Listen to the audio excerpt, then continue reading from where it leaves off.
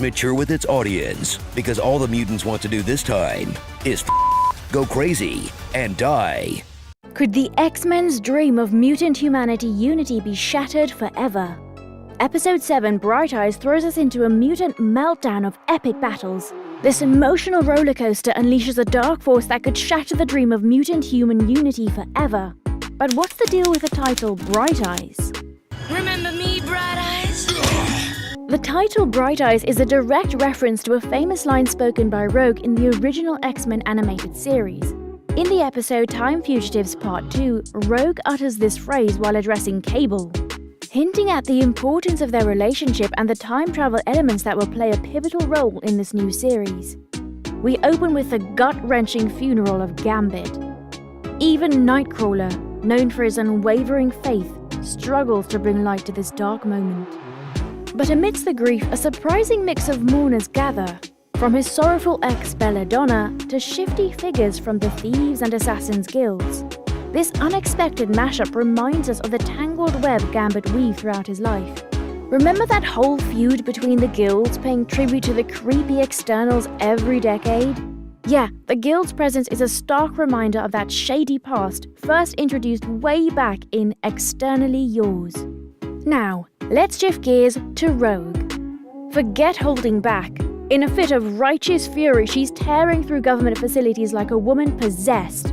Gone are the days of playing nice. With the fury of Avalanche's earth-shattering powers at her fingertips, she pounds the ground, leaving craters in her wake. And if that wasn't enough, she throws down with her signature dive kick, straight out of the Marvel vs. Capcom games.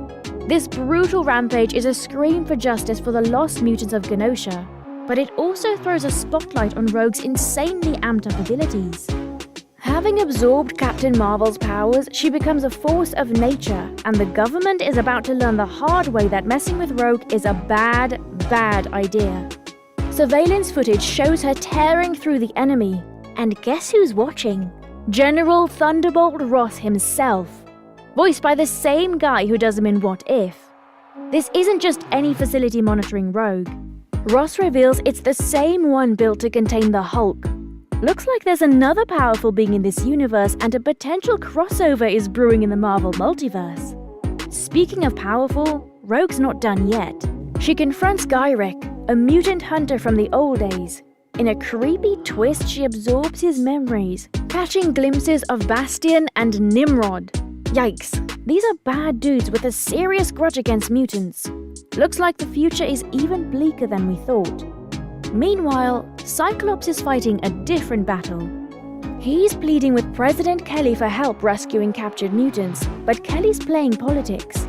He doesn't want to be seen as too mutant-friendly, especially after Genosha. This gets even more intense when we see Kelly's reflection in Cyclops' visor.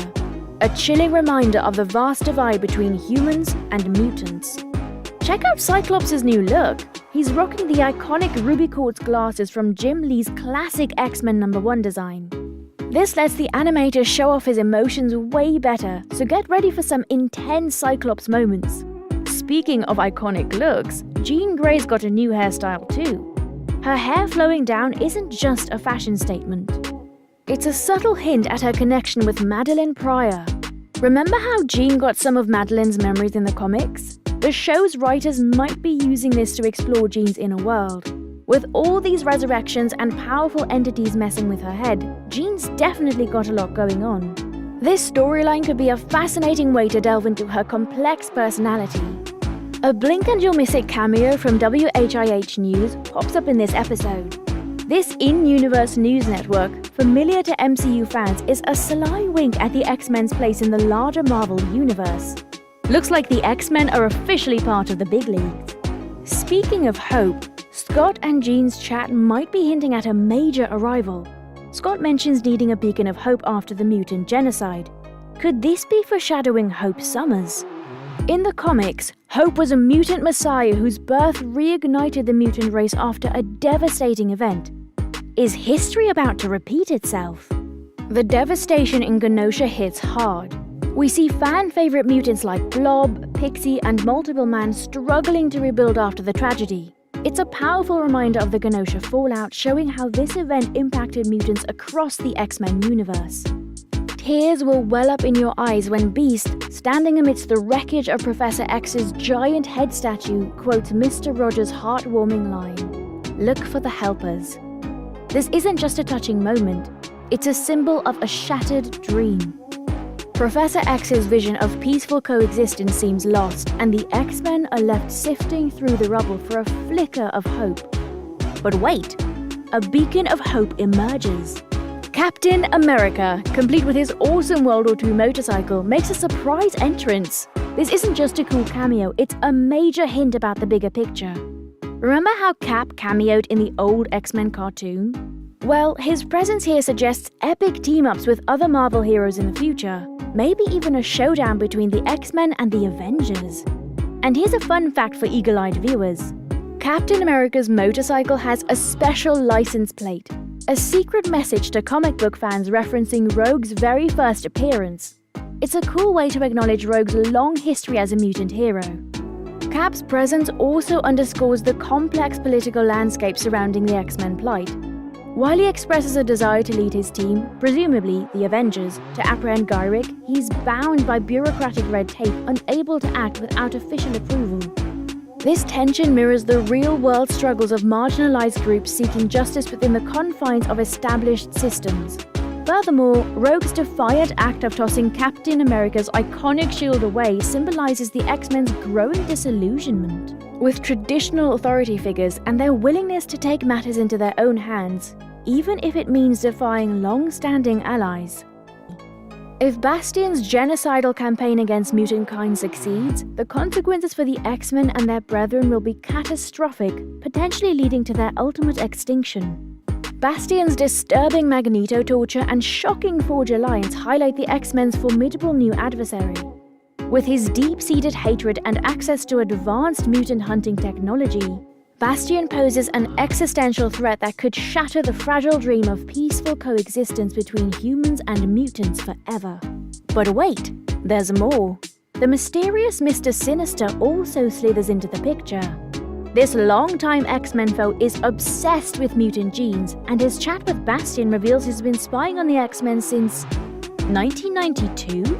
Remember the awesome original cartoon? Looks like the X-Men have a whole mess of villains to deal with. Furthermore, the episode hints at the potential adaptation of the Messiah Complex storyline from the comics. This arc revolves around the first mutant baby born after the reality-altering events of House of M, where the Scarlet Witch famously uttered the words, "No more mutants." Hope Summers, the baby, grows up to be a symbol of hope for mutants, but she also draws the attention of other groups, such as the Purifiers, led by Nimrod and Bishop, who want to stop her from existing in order to save the world from a terrible future. Anyway, X-Men 97 Episode 7 has delivered a seismic shift in the narrative, pushing the X-Men to the brink of a war. As sinister forces conspire, the fate of the mutant kind hangs in the balance. So folks, like this video, subscribe and join us as we unravel the mysteries that lie ahead in this epic saga.